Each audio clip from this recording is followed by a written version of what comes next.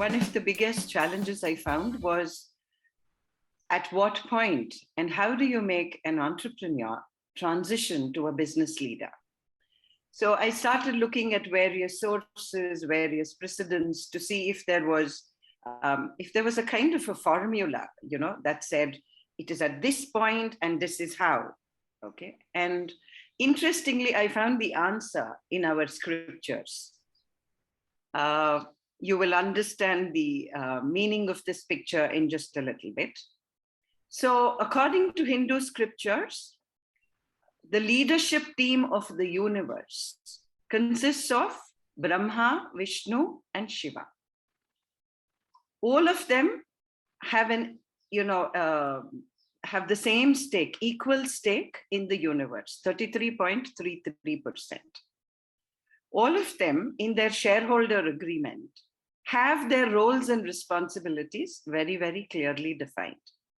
Brahma is supposed to be the creator. He's supposed to create the new order. And interestingly, if you look at their roles and responsibilities, each is more contrarian than the other. Brahma is supposed to be the creator, but Shiva is supposed to be the destroyer. And Vishnu is hell-bent on preserving the order.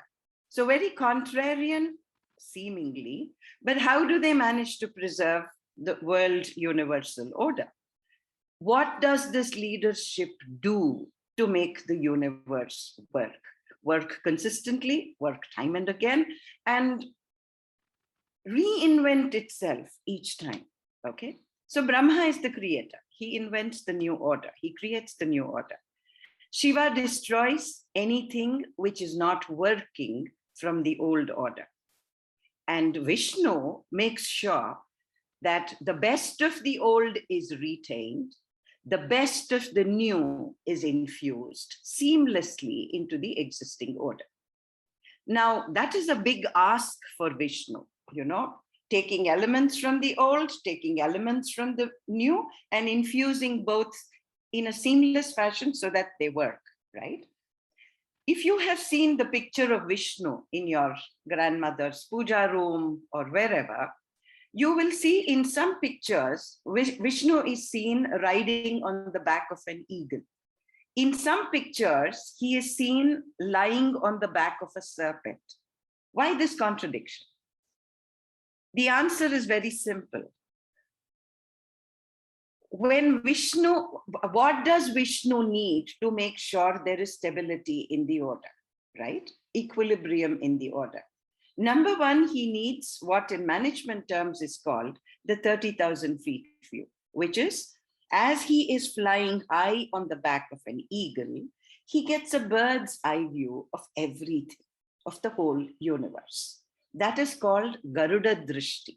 Garuda is eagle, Drishti is vision, the bird's eye view in simpler terms. So he has a macro picture of everything that is happening in the universe. But is that enough? Is it enough to say, oh, I know 30,000 feet view, I know what's happening broadly, but that's okay? No, obviously not. He also needs a ground level view, which is where the Serp Drishti comes in. You see him lying on the serpent, which means ground level, whatever is happening in and around the micro picture. A good leader is one who maintains a balance between Garuda Drishti and Serp Drishti.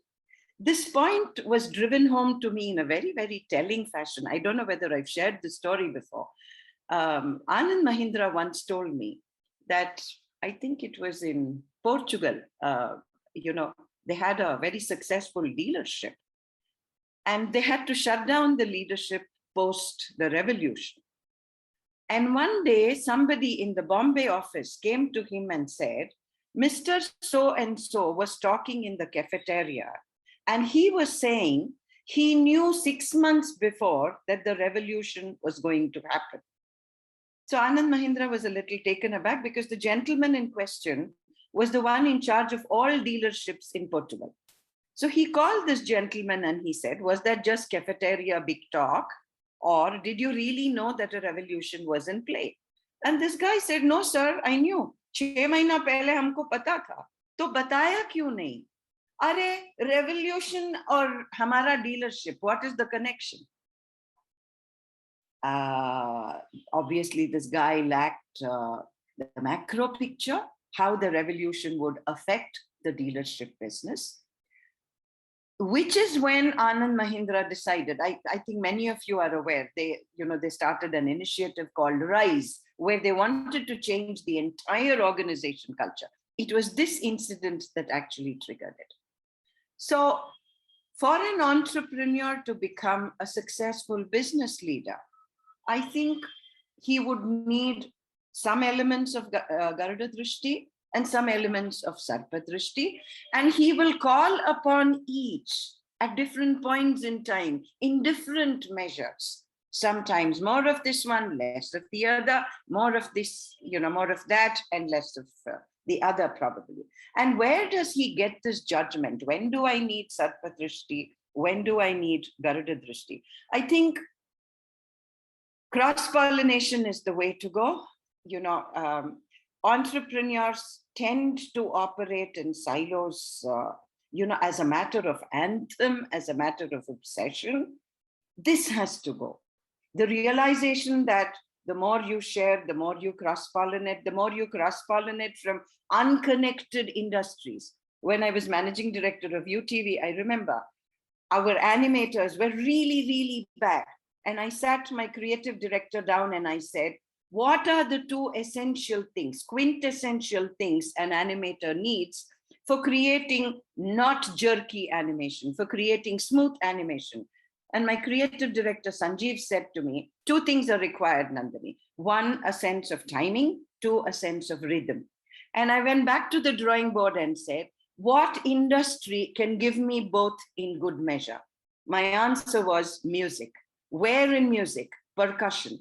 I reached out to Zakir Hussain and I said, I want you to do a 5-day workshop for my animators so that they understand not just the importance of sense of timing and sense of rhythm, but also how to get both into their system.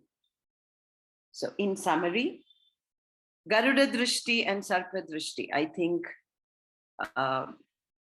if you have them and you are able to transition, I think I said this once before, if you're able to transition from this singularity of focus, which is dhyana, to a broader perspective, which is darshana, knowing everything and acquiring the ability to connect all these seemingly unconnected elements in the universe, I think you will be as good as Vishnu. Thank you. Over to you, Akai.